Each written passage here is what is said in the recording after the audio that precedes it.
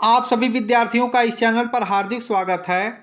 इस टॉपिक में कक्षा 10 विषय विज्ञान मॉडल पेपर 2023 को बहुत ही आसान तरीके से समझेंगे कि हमारा पेपर इस वर्ष किस तरह से आएंगे और कौन कौन से प्रश्न वेरी इंपॉर्टेंट है जो परीक्षा में इसमें से अधिक प्रश्न आपके फंसेंगे। तो आइए हम पहले मॉडल पेपर को देखते हैं। समय जो आपका होगा वह 3 घंटे 15 मिनट, पूर्णांक आपका 70 नंबर। प्रारंभ के 15 मिनट परीक्षार्थियों को प्रश्न पत्र को पढ़ने के लिए निर्धारित है।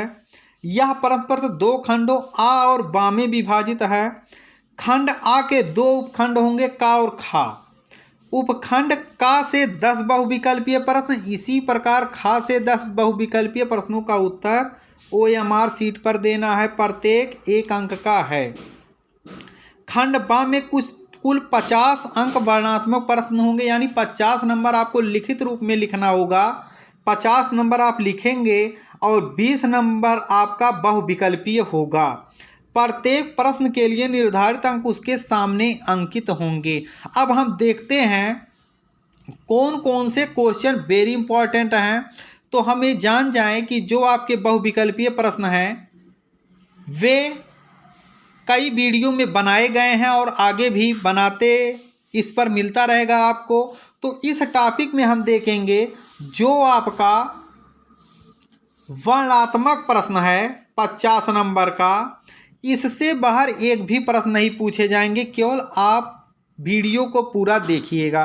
तो आइए हम शुरू करते हैं। कक्षा 10 संपूर्ण विज्ञान, इससे बाहर आपको एक भी प्रश्न नहीं पढ़ने हैं। पहला प्रश्न है बेकिंग पाउडर या इसी को खाने वाला सोडा कहते हैं का रासायनिक नाम व अणुसूत्र क्या है। इसको बनाने की विधि एवं 2 भौतिक गुण तथा 2 रासायनिक गुण समीकरण देते हुए लिखिए। वेरी इंपॉर्टेंट क्वेश्चन आपका है। अगला प्रश्न है प्लास्टर ऑफ पेरिस किसे कहते हैं। इसे बनाने की विधि गुण और उपयोग लिखिए। वेरी इंपॉर्टेंट क्वेश्चन है, यह आपका उपयोग है। और आपका तीसरा इंपॉर्टेंट प्रश्न है अयस्क व खनिज को परिभाषित कीजिए अथवा अयस्क व खनिज में अंतर बताइए। चौथा प्रश्न है समजातीय श्रेणी अथवा क्रियात्मक समूह क्या है, उदाहरण के साथ समझाइए। वेरी इंपॉर्टेंट क्वेश्चन है सभी। अगला प्रश्न है एस्टरीकरण पर संक्षिप्त टिप्पणी लिखिए। छठवां आपका प्रश्न है रासायनिक अपक्रिया किसे कहते हैं, यह कितने प्रकार की होती है, प्रत्येक को उदाहरण के साथ समझाइए। सातवां आपका प्रश्न है मेंडलीफ का आवर्त नियम क्या है, इसकी व्याख्या कीजिए। और 8वें प्रश्न में आपके 2 प्रश्न एग्जाम में आएंगे जो कि वेरी इंपॉर्टेंट है ये टॉपिक। पहला आपका है वायवीय अथवा अवायवीय श्वसन में अंतर। दूसरा है श्वसन तथा दहन में अंतर। तीसरा है सजीव तथा निर्जीव में अंतर बताइए। अगला है रुधिर तथा लसिका में अंतर बताइए। अगला प्रश्न है धमनी अथवा शिरा में अंतर बताइए। तो इसमें जो वेरी इंपॉर्टेंट आपका है धमनी और शिरा, रुधिर और लसिका। अब हम 9वें प्रश्न को देख लेते हैं। इसमें से भी आपके 2 प्रश्न एग्जाम में पूछे जाएंगे, चित्र सहित पूछे जाएंगे ये प्रश्न। पहला है मनुष्य का श्वसन तंत्र। दूसरा है मनुष्य के हृदय की आंतरिक संरचना। तीसरा प्रश्न है मनुष्य का उत्सर्जी तंत्र। अगला प्रश्न है बोहरा बंद रुधिर परिसंचरण तंत्र। और अगला आपका है पर्णरंध्र की संरचना। इसमें वेरी इंपॉर्टेंट यानी 5 प्रश्न वेरी इंपॉर्टेंट हैं। इसमें से 2 क्वेश्चन आपके एग्जाम में फिक्स है पूछे जाएंगे। अब हम 10वें प्रश्न की ओर चलते हैं। पहला प्रश्न है पाचन क्रिया का वर्णन कीजिए। अगला है वाष्पोत्सर्जन से आप क्या समझते हैं, इसका क्या महत्व है। अगला प्रश्न है निषेचन से आप क्या समझते हैं, पुष्पीय संरचना का सचित्र वर्णन कीजिए। यह प्रश्न वेरी इंपॉर्टेंट हर वर्ष पूछा जाता है। जितने भी प्रश्न केवल इन्हीं प्रश्नों को आपको पढ़कर एग्जाम में जाना है। अगला प्रश्न है गुणसूत्र पर संक्षिप्त टिप्पणी लिखिए। 14वां आपका प्रश्न है उत्तल दर्पण में प्रतिबिंब किस प्रकार का बनता है, किरण आरेख खींचकर समझाइए। 15वां प्रश्न है एक उत्तल लेंस से वस्तु का आभासी प्रतिबिंब बनाने की क्रिया को किरण आरेख द्वारा समझाइए। 16वां प्रश्न, वर्ण विक्षेपण से क्या तात्पर्य है, उदाहरण द्वारा समझाइए। 17वां प्रश्न, ओम का नियम क्या है, इसका सत्यापन परिपथ आरेख खींचकर कीजिए। आपका 18वां प्रश्न है, वैद्युत मीटर व वैद्युत जनित्र का सविस्तार से वर्णन कीजिए या अंतर बताइए। यह प्रत्येक वर्ष एग्जाम में आता है।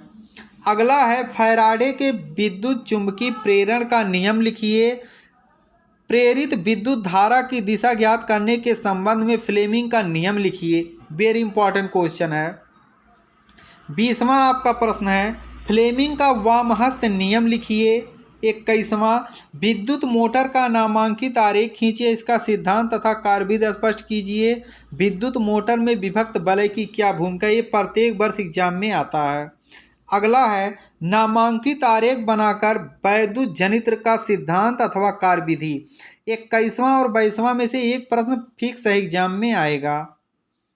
अब हम 23वां प्रश्न देख लेते हैं।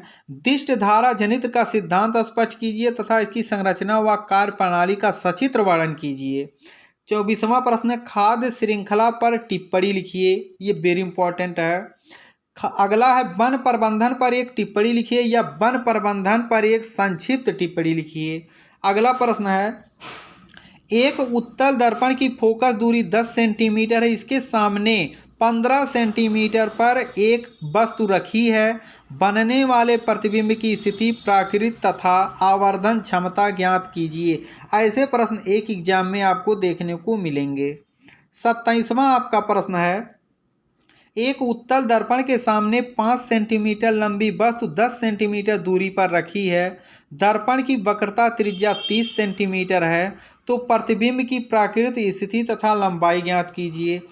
28वां प्रश्न है, एक उत्तल दर्पण की फोकस दूरी 50 सेंटीमीटर, तो इसकी क्षमता बताइए। 29वां है, एक अवतल लेंस की फोकस दूरी ज्ञात कीजिए, जिसमें वस्तु की दूरी 30 सेंटीमीटर तथा प्रतिबिंब की दूरी 20 सेंटीमीटर है। अगला प्रश्न है, लेंस की क्षमता ज्ञात कीजिए जिसकी फोकस दूरी 10 सेंटीमीटर है। ये सभी प्रश्न ऐसे प्रश्न हैं, इससे बाहर आपको एक भी प्रश्न एग्जाम में नहीं पढ़ना है। आपका पूरा जो आपके वर्णनात्मक प्रश्न हैं, इससे बाहर एक भी नहीं पूछे जाएंगे, जो 50 नंबर हाई स्कूल में आपका आएगा। तो इसी तरह के इम्पॉर्टेंट वीडियो इस चैनल पर मिलते रहते हैं, और जो बच्चे इस चैनल पर नए हों कृपया चैनल को सब्सक्राइब कर लें, जिससे कि जितने भी इम्पॉर्टेंट क्वेश्चन इस पर बनाए जा रहे हों आप आसानी से पा सकें। आप सभी विद्यार्थियों का वीडियो देखने के लिए धन्यवाद।